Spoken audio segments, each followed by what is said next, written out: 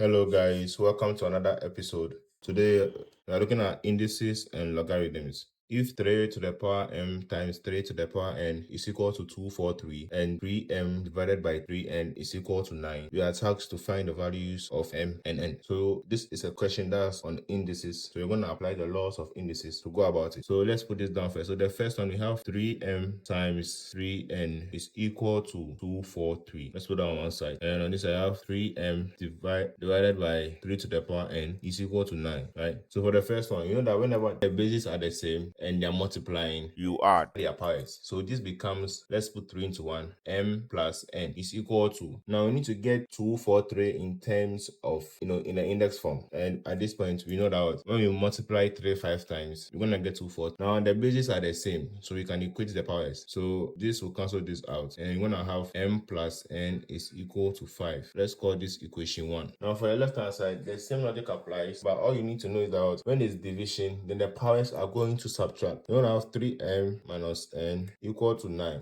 right? But you know that 9 becomes what? 3 to the power 2. Remember this here. So 9 becomes what? This 9, it becomes 3 to the power 2. Again, since the bases are the same on both left and right sides, you can equate the powers, giving us what? M minus n is equal to 2. That's equation 2. Now looking at this, you can either use the elimination or the substitution method. The elimination method would be best here and straightforward. So you go with that. So for that, we're going to have equation 1 plus equation 2, giving us m plus n is equal to 5, and then m minus n is equal to what? 2. We are subtracting, right? No, we are adding. So m plus n becomes what? 2m. But positive n plus minus n becomes what? 0. And 5 plus 2 becomes 7. So now we can substitute this into either equation 1 or 2. Let's go with equation 1. Okay, actually, we're not done, because 2m means that to find m, we have to get m is equal to 7 on 2. Good. So m is 7 on 2. So now m is 7 on 2. So we use the value of m to find what? M minus, to find n. So you can put 7 minus 2 in 2. So let's say m is equal to 7 on 2 into n, or into equation 1. That becomes 7 on 2 plus n is equal to 5. Because n is equal to 5 minus 7 on 2. There's a 1 here. We're going to have 2, right? So 2 goes inside 2 how many times? Once. So that you get minus 7. And this becomes what? 2. 1 goes inside 2 2 times. Times 5, that's 10. So this becomes what? 3 on 2. So the values of m become 7 on 2 and n is equal to 3 on 2. And there you go. Thank you for watching this video. Please don't forget to like and subscribe, and I'll see you in the next one. Bye.